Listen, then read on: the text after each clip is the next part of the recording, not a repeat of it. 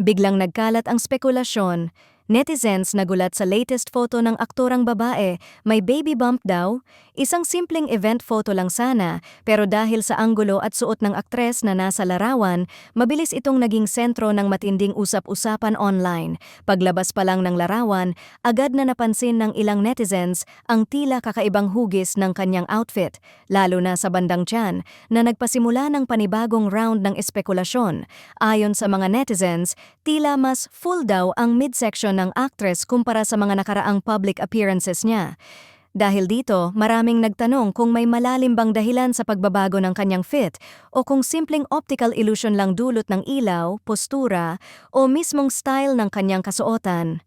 Lalo pang uminit ang issue dahil kasabay ng naturang event photo, mapapansin umanong mas madalas na siyang nakikita na naka-loose outfits nitong mga nakaraang linggo, isang bagay na mas lalong nagbigay kulay sa teorya ng mga nagmamasid.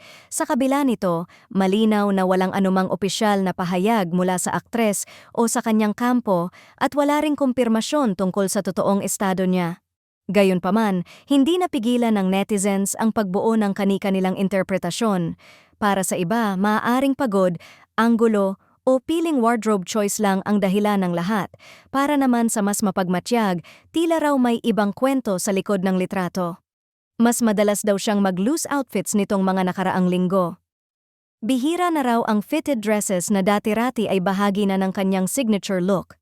Mapapansin daw na mas maingat na siya sa mga galaw at posing sa litrato, ngunit hanggang walang malinaw na kumpirmasyon, isang bagay lang ang sigurado, ang congratulatory wave ay bahagi lamang ng patuloy na pag-ikot ng tsismis na nagsimula lang sa isang anggulo, isang suot, at isang larawan na ngayon ay naging malaking issue sa social media.